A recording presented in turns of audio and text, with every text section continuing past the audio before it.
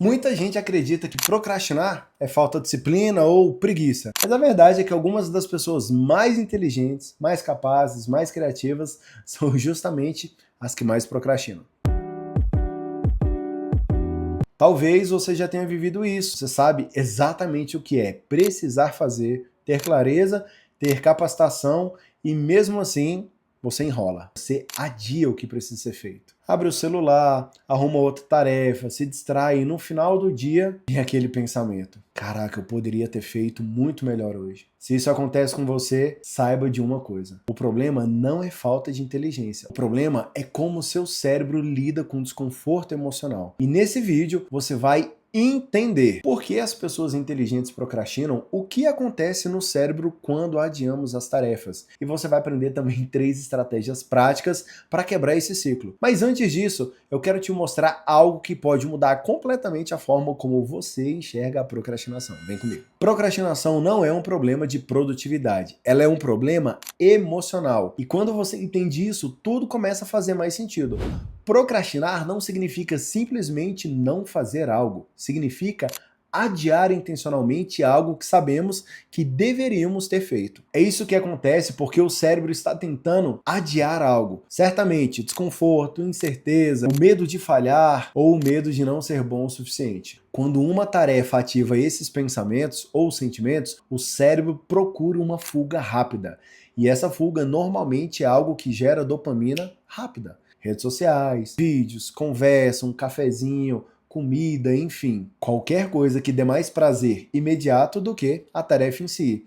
E assim o cérebro troca uma recompensa futura por uma recompensa imediata. Imagina, por exemplo, um estudante que precisa estudar para uma prova importante que ele vai ter amanhã. Ele senta na mesa, abre o material, talvez o computador, mas logo aparece um pensamento: caraca, isso vai ser difícil, eu acho que vai demorar. E se eu não entender? E se eu não for bem na prova amanhã? Nesse momento, naturalmente, surge um pequeno desconforto emocional nele. E o cérebro pensa: vamos fugir disso. Então ele pega o celular, abre um vídeo, responde mensagem, entra nas redes sociais por alguns minutos e daqui a pouco ele viu que aquele desconforto passageiro desapareceu.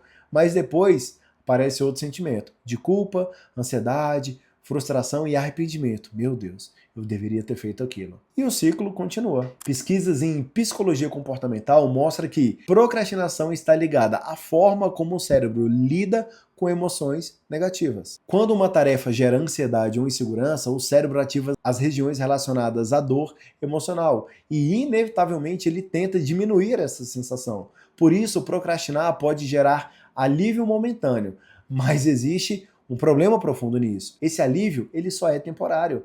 A tarefa continua existindo e quanto mais adiamos, maior essa tarefa parece ficar. Isso cria um ciclo de tarefa difícil, desconforto, procrastinação, culpa, mais procrastinação, desconforto. Agora vamos falar de soluções práticas, né? Vou te trazer 3 estratégias simples, mas que podem te ajudar com facilidade a quebrar esse ciclo. Bora!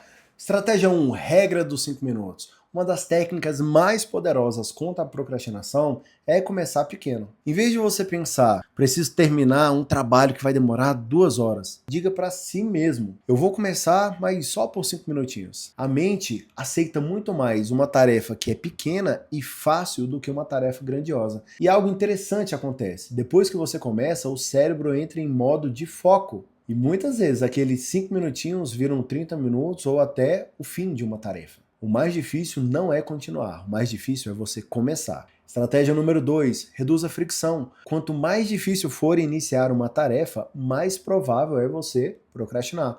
Por isso, uma estratégia poderosa é você preparar o ambiente. Se você quer ler mais, deixa o livro visível. Se você quer treinar, deixa a roupa pronta. Se você quer estudar, prepare a mesa antes. Quando o ambiente facilita a ação, o cérebro encontra menos resistência. Estratégia 3. Separe identidade de desempenho. Muitas pessoas procrastinam porque elas associam o desempenho à sua identidade. Naturalmente elas pensam: se eu falhar, significa que eu não sou capaz. E naturalmente isso gera medo em todo mundo, claro. E o medo gera adiamento. Mas pessoas produtivas, elas pensam diferente. Elas veem tarefas como experimentos. Algo para tentar ou algo para melhorar.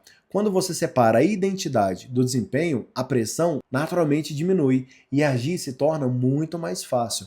Talvez a maior lição sobre procrastinação seja essa. Você não precisa sentir força de vontade, você só precisa agir, mesmo sem vontade. Porque motivação muitas vezes ela vem depois da ação. Quando você começa algo, o seu cérebro entra em movimento e o movimento gera energia. Então, na próxima vez que você perceber que está procrastinando, não tente resolver tudo de uma vez. Apenas comece pequeno, 5 minutinhos, uma ação simples. Porque muitas vezes o que separa uma vida travada de uma vida produtiva é apenas a decisão de começar.